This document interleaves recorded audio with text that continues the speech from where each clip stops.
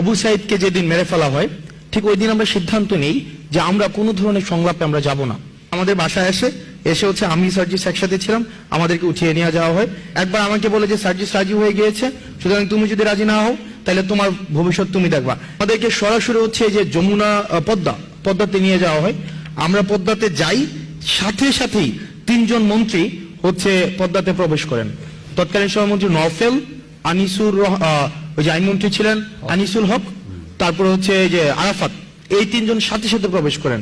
সেখানে হচ্ছে আমাদেরকে কেরিয়ার সেটেল করে দেওয়ার কথা হয় যে দেখো এখানে যে প্রত্যেকটা মানুষ মারা যাচ্ছে সবগুলোর দায়ভার কিন্তু তোমাদেরকে নিতে হবে। তো আমি আজকে একটা মানে ঘটনা বলতে চাই শুরুতেই যে মিডিয়াটা আসলে কেমন ছিল, যে 5ই আগস্টের পূর্বে মিডিয়াটা কেমন ছিল। আমাদেরকে একটা সময়ে মিডিয়াতে উপস্থাপন করা হয় যে আমরা 3 জন মন্ত্রীদের সাথে আলোচনা করতে গিয়েছি, যে উপস্থাপন করা হয় যে আমরা আলোচনা করতে গিয়েছি এবং শাটডাউন কর্মসূচি আমরা প্রত্যাহার করেছি। এটা হচ্ছে বলা হয়। আমি কিছুক্ষণ আগে স্যারের সাথে বলছিলাম যে politics is all about perception, not about fact. Fact কি সেটা মুখ্য না, মুখ্য হচ্ছে জনপরিসরে কি আলোচনাটা আছে। তো 18ই জুলাই এই ঘটনাটা আসলে মানুষের পারসেপশনে এটাই ছিল, বিভিন্ন টিভি হাউসে এটাই প্রচার হয়েছিল যে 3 সমন্বয়ক গিয়ে হচ্ছে 3 মন্ত্রীর সাথে দেখা করে সব দাবি যেহেতু মেনে নেওয়া হয়েছে সুতরাং আন্দোলন প্রত্যাহার, শুনতে পাওয়া যাচ্ছে, আন্দোলন প্রত্যাহার করা হয়েছে এবং শাটডাউন কর্মসূচি প্রত্যাহার করা হয়েছে। এটা ছিল নিউজ।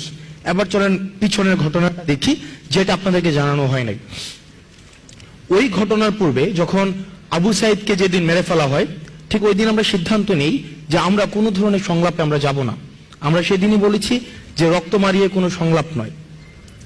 সেদিন রাতের বেলা ডিজিএফআই এর একটা টিম আমার বাসায় আসে, সায়েন্স ল্যাবে আসে। সায়েন্স ল্যাবের একদম মোড়ে হচ্ছে আমার বাসা। আর সেখান থেকে আমাদের 2 জনকে উঠিয়ে নিয়ে যায়। অর্থাৎ আমাদেরকে আলাপ আলোচনাটা ছিল এমন যে আমরা যদি তাদেরকে কোঅপারেট না করি তাহলে আমার তখন আমার আপা মানে শি ওয়াজ এক্সপেক্টিং বেবি। তো তখন দেখা যাচ্ছিল কি আমাদের বাসায়ও একটা হচ্ছে টিম পাঠানো হয়েছে। আর আমার বাসাটা হচ্ছে আমার বাসায় মা একা থাকেন আর বোন ছিল বাসায়। তো আমাদেরকে বলা হচ্ছিল যে অন্তত 1 মিনিট দেখা করতে হবে, অন্তত 1 মিনিট, সেটা হচ্ছে ইন্টারকন্টিনেন্টাল হোটেলে দেখা করতে হবে। কারণ এর আগের দিন আমরা জানি যে আমাদের ক্যাম্পাসে আমাদের যারা শিক্ষার্থী ছিল তাদেরকে নগ্নভাবে পিটিয়েছে ছাত্রলীগ, যুবলীগ। তো আমরা বলেছিলাম যে অসম্ভব, আমরা কোনোভাবেই আপনাদের সাথে কোনো আলোচনায় বসতে পারি না। পরে আমাদের বাসায় এসে হচ্ছে আমি সার্জিস একসাথে ছিলাম, আমাদেরকে উঠিয়ে নিয়ে যাওয়া হয়। এবং এখনো পর্যন্ত আপনারা যারা জার্নালিস্ট আছেন আপনারা খোঁজ নিতে পারেন, সেটা হচ্ছে আমাদেরকে